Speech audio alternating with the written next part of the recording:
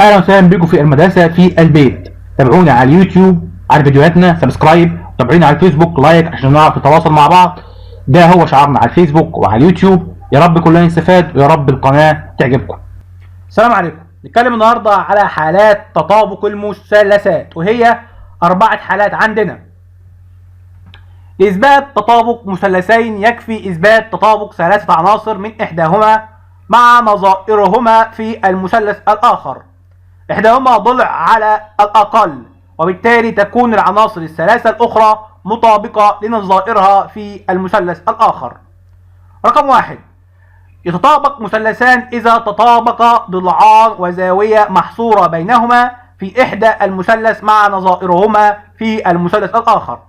في الشكل المثلث أ ب ج والمثلث س ص ع فيهما أ ب بيساوي س ص، أ ج بيساوي س ع، قياس زاوية أ بيساوي قياس زاوية س.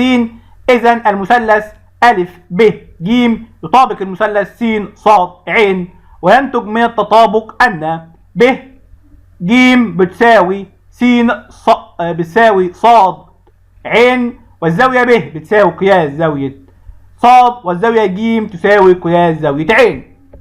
رقم 2: يتطابق المثلثان إذا تطابقت زاويتان وضلع مرسوم بين رأسيهما في أحد المثلث مع نظائرهما في المثلث الآخر.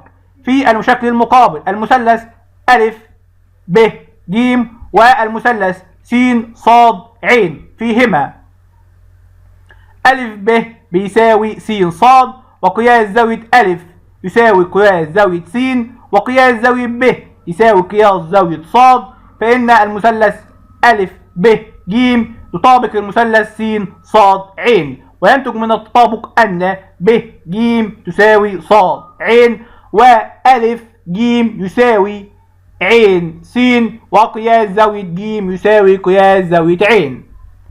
3: يتطابق المثلثان إذا تطابق كل ضلع في المثلثين مع نظائرهما في المثلث الآخر.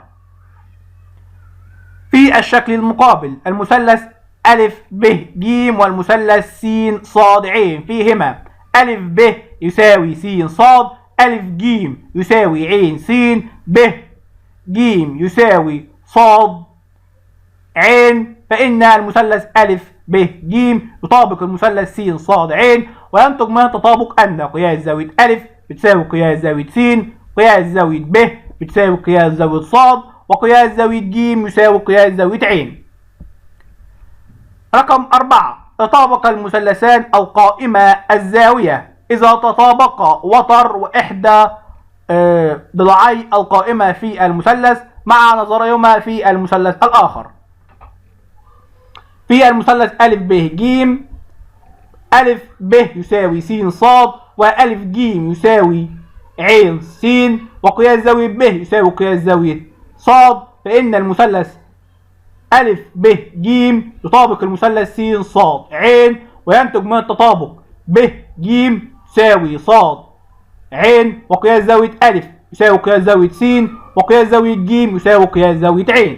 يعني عندنا 4 حالات تطابق باختصار: ضلعين وزاوية محصورة بينهما، زاويتين وضلع محصور بينهما، أو تطابق 3 أضلاع، أو وتر وضلع في المثلث قائم الزاوية. لو كانت المثلثات متساوية القياس الزوايا لا تتطابق المثلثات. تابعونا في المدرسة في البيت.